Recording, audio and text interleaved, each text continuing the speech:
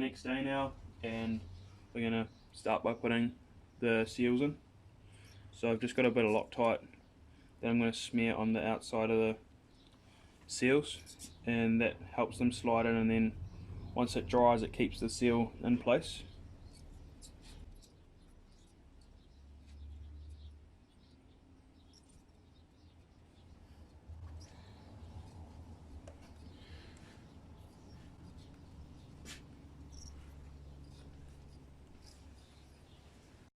So we're going to do the same by putting Loctite on the other main bearing seal, output shaft seal and shift shaft seal.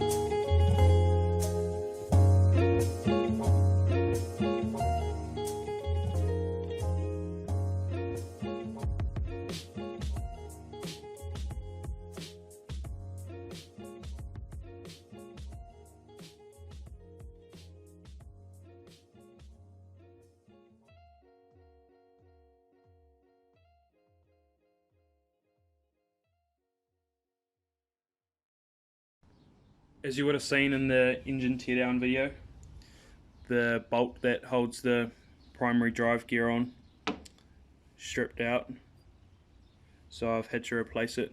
I've gone brand new OEM Suzuki. So we're just going to line this up on the end of the crank.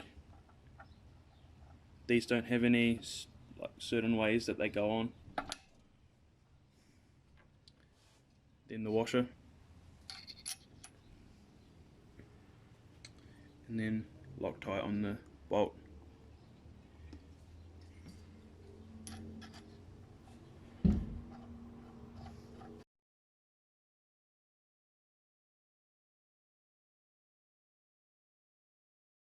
You're going to want to torque this bolt to spec, so check your workshop manual for the correct torque spec. So this particular bolt calls for 50.5 foot-pound.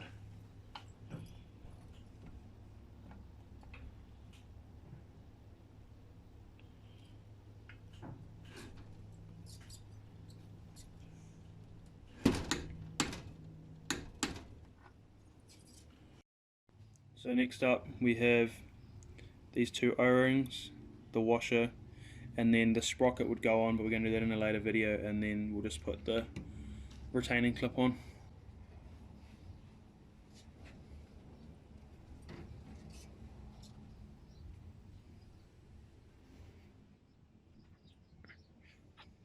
And then this part of the collar faces inwards.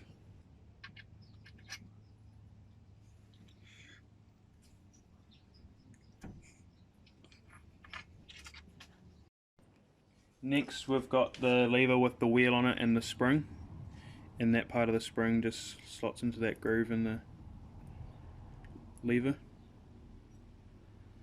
and then this bolt with the collar goes through the middle, and then that just goes down where that washer was.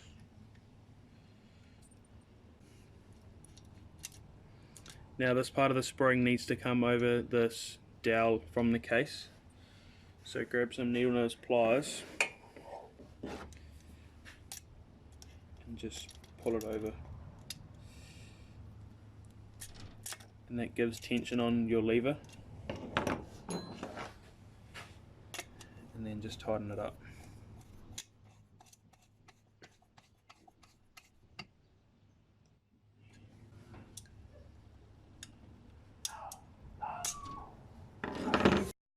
Line this slot up with the dowel on the end of the shift drum.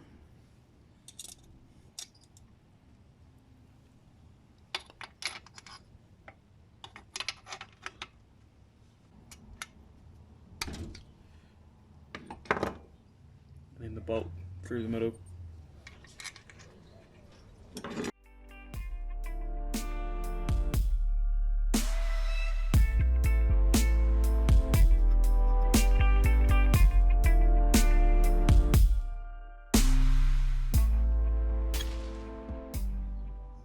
To put this together, there are 2 of these tabs, 2 springs and 2 of these dowels. So the spring and these dowels slide together and then sit inside that hole there.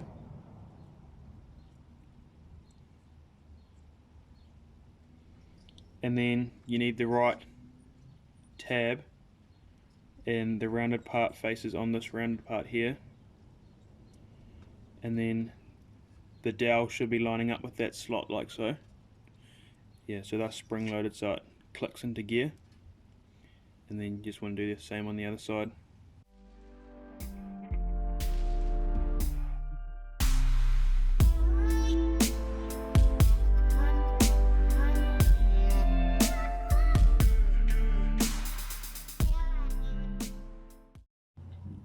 The part I just assembled goes together with this bracket like so, and then you got to squish these tabs and that slides into the end of the shift drum,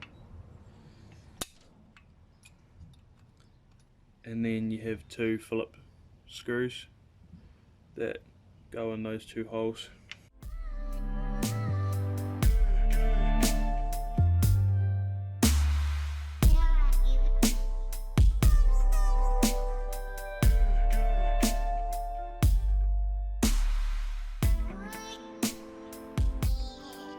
Next up we have this bolt that goes in that hole there, and your shift shaft spring goes over the top of it and keeps it aligned.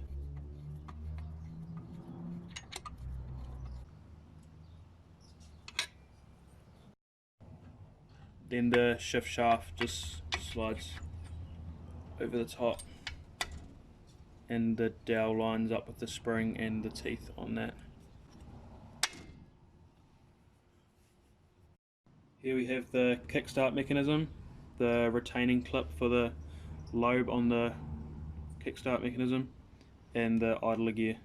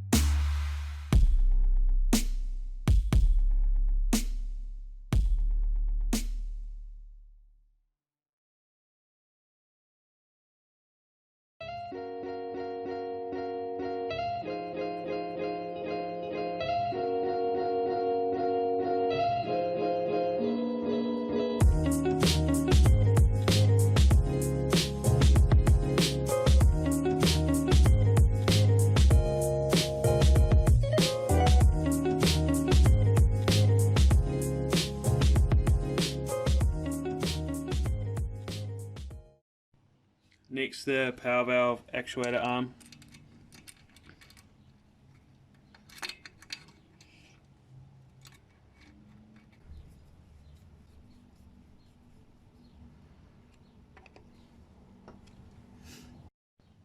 And then this slot in the gear lines up with this piece of rod.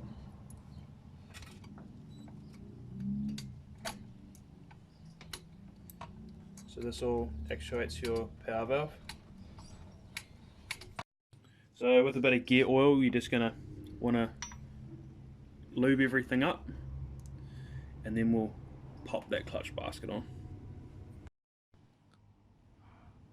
First off, put some oil on the shaft here, and then the clutch collar, slide over. Put a bit more oil on that, then the needle bearing will slide over.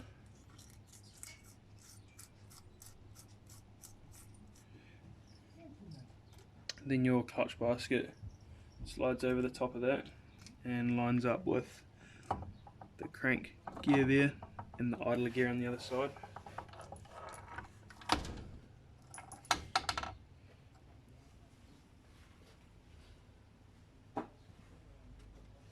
Then this spacer goes on next.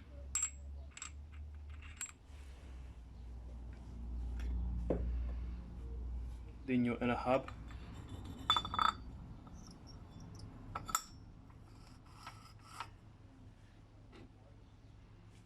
Then this washer with the teeth in it. And then lastly, the nut on the end.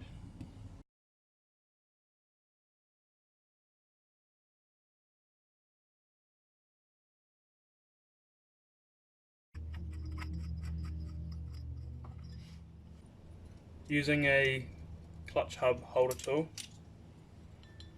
it just clamps onto the teeth in the hub, and that allows you to tighten up the centre nut without it spinning.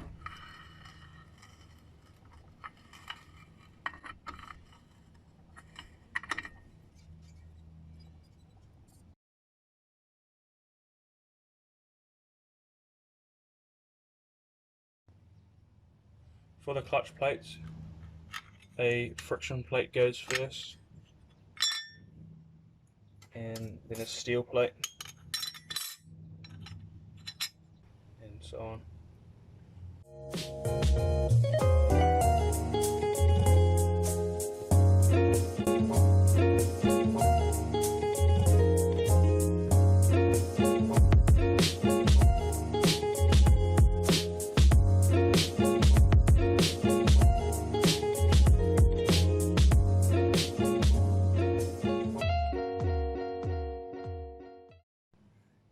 Next up, the clutch push rod slips down the middle of the shaft, then the collar with the thrust washer on it,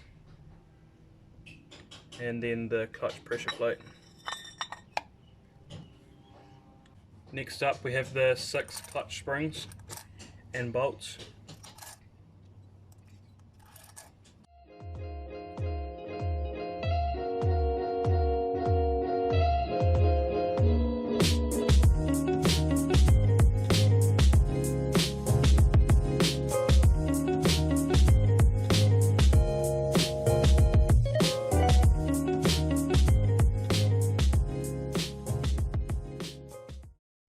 So you guys wouldn't have seen this, but when I was taking the old water pump shaft out of the inner clutch cover, I snapped the end of the thread off trying to get the impeller off. So I've gone out and bought a new one.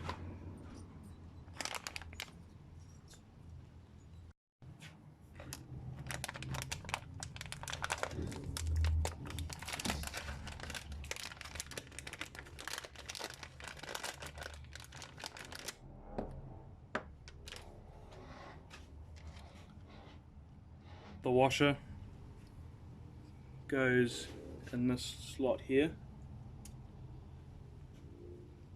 and then your water pump shaft slides in afterwards and lines up there.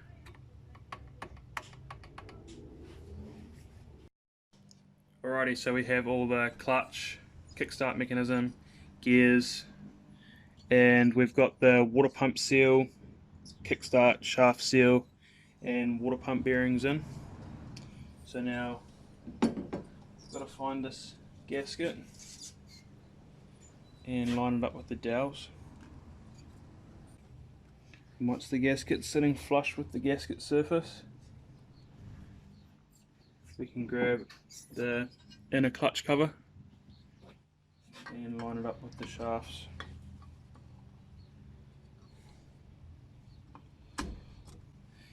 May have to turn the motor over just to get everything to line up properly.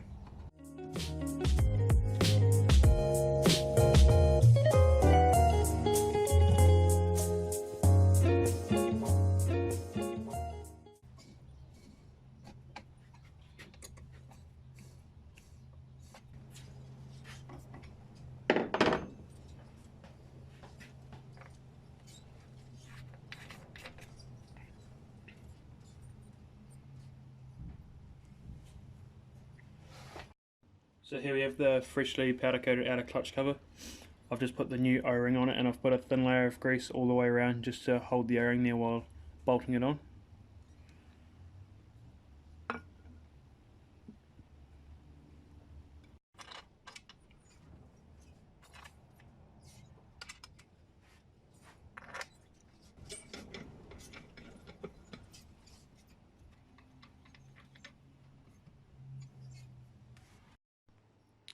As I said before, I snapped the end of the water pump shaft off in the impeller. So we're just going to put the water pump cover over the top, and then once the motor's in the bike, I'll sort something out with the water pump impeller.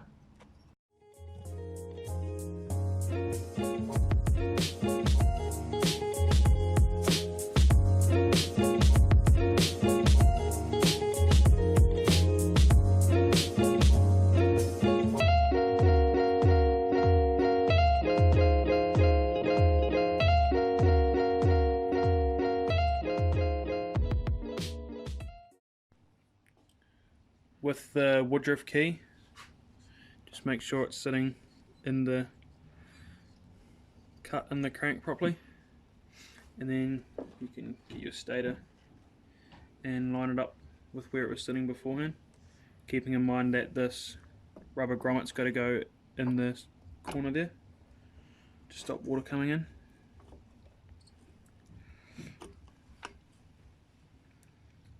And then lock tight your 3 stator bolts and marry them up to the markings on the stator from where the bolts had been before.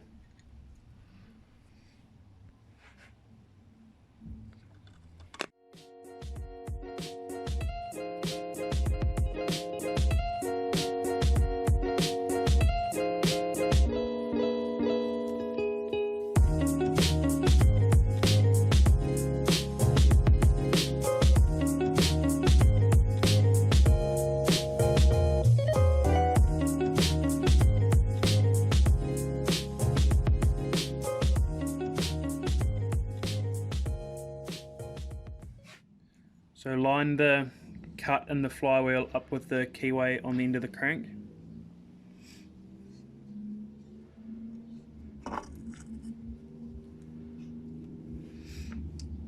And then the nut goes on the end.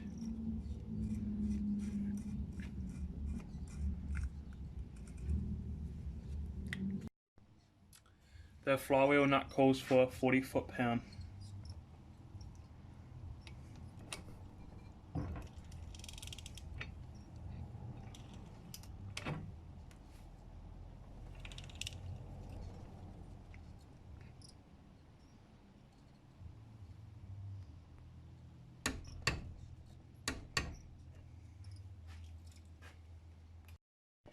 Now we're bolting the flywheel cover up. I'm not going to put the gasket on because when the motor's in the frame, I've got to take it off and put the clutch cable through. There's the actuator arms down here.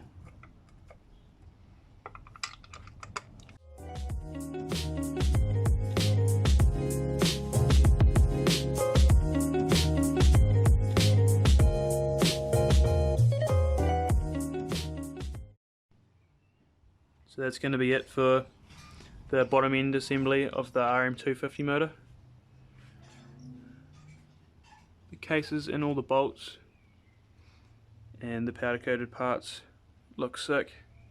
So I hope you enjoyed. If you did, make sure you like and subscribe, and see you in the next one.